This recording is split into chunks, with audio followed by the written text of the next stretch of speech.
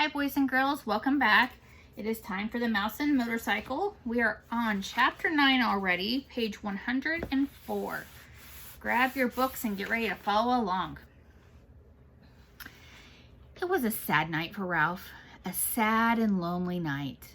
If he went back to the mouse hole, his mother was sure to worry him with embarrassing questions about the motorcycle. She would also expect him to help clean up after the family reunion.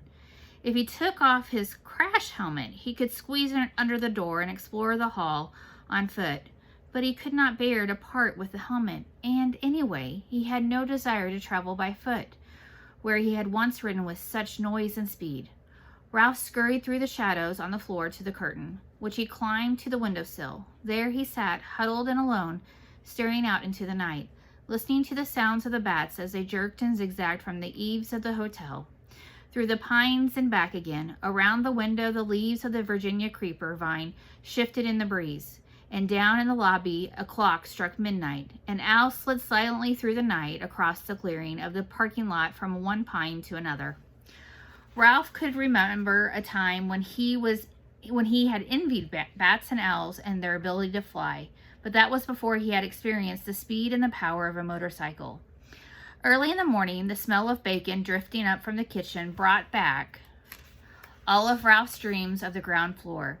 It was not long until he was embarrassed to discover that Keith was awake and lying quietly in the bed watching him. "Hi," said Keith. "Oh, hello." Ralph wished he had returned to the mouse hole before dawn.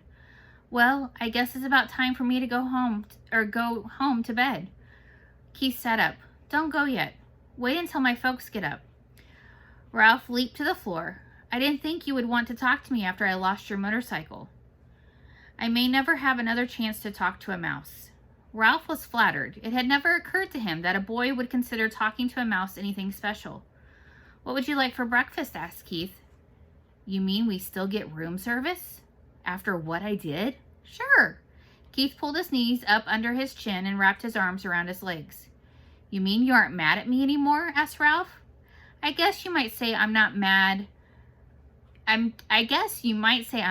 but not real mad," Keith decided. "I've been lying here thinking. It wouldn't be right for me to be real mad because I get into messes myself.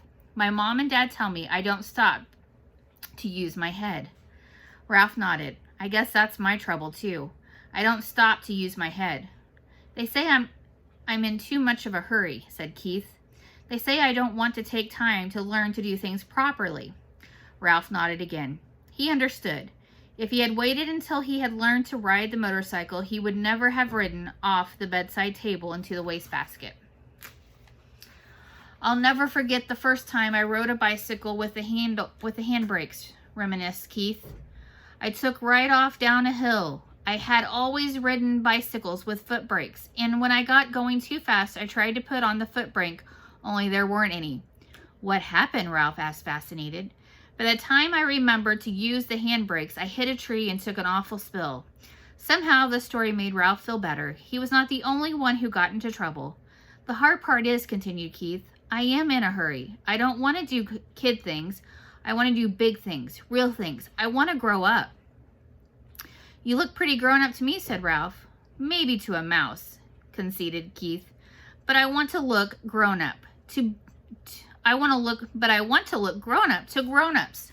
"So do I," said Ralph, feeling. "I want to grow up and go down to the ground floor. Everybody tells me to be patient," said Keith, "but I don't want to be patient." "Me neither," agreed Ralph. Someone stirred next door in room 216. "Well, I guess I better running along," said Ralph. "Say, about that breakfast." "Sure, what do you want?" "How about some bacon?" suggested Ralph, remembering the fragrance that had floated up to the windowsill. "And some toast?" "With jelly?" agreed Ralph, and ran off to the mouse hole. Eager to tell his family things were not so bad after all. They were still entitled to a room service. But when Ralph reached the mouse hole, he found pandemonium. His brothers and sisters and cousins were huddled together, squeaking with fright. His mother picked up a bunch of shredded Kleenex and put it down again, only to pick up another bunch as if she didn't know what to do with it. Uncle Lester and Aunt Dorothy were there, too, stuffing crumbs into their mouths as if they expected never to eat again. Dear me, Ralph's mother was saying. Whatever shall we... Oh, Ralph, there you are at last. Where on earth have you been? Never mind. We haven't had time... We haven't time for what? Asked Ralph. What's going on around here anyway? The housekeeper. Your Uncle Lester. The sheets. Oh, do be quiet, everybody. Ralph's mother was so agitated. She couldn't tell her son what was wrong. Uncle Lester swallowed a mouthful of crumbs. It's like this, Ralph. The housekeeper discovered a hamper full of sheets and towels and pillowcases with holes chewed in them. Uh-oh, thought Ralph. Whatever had happened was all his fault. He might have known. I heard her telephoning the manager about it from the office, continued Uncle Lester. The manager came up and called in all the maids and the bellboys, and everyone had to look at the holes chewed in the sheets. It was quite a powwow. The motorcycle, thought Ralph. What happened to the motorcycle? There might be a chance it did not go to the laundry after all. You didn't happen to see a motorcycle in the housekeeper's office, did you? He ventured. I was listening, not looking out, said Uncle Lester. I am not foolhardy like some people around here. Ralph, you know what this means? His mother managed to pull herself together to say that much. It means war on mice, said Aunt Dorothy, ominously. It means traps, poison, said Uncle Lester. Who knows? This time the management might even spend money on an exterminator. We shall have to flee. There is nothing else to do. And if we flee, the owls will get us, said Ralph's mother, causing the brothers and sisters and cousins to set up awful squill. Shh! The mother mouse fluttered her paws in alarm. Flee? Ralph was bewildered. Flee and leave room service? Room service, exclaimed his mother. How can we expect room service after you lost that poor boy's motorcycle? It's all right, Ralph assured his mother, and it could not resist adding rather grandly, I've already ordered. Room service is bringing us bacon with toast. Room service is bringing us bacon and toast with jelly. The news silenced everyone. A breakfast of bacon and toast with jelly delivered to the mouse nest without first being dropped on the carpet was not to be abandoned lightly. We want some jelly. We want some jelly, all the little cousins began to squeak. Be quiet, ordered Uncle Lester. Do you want them to find us?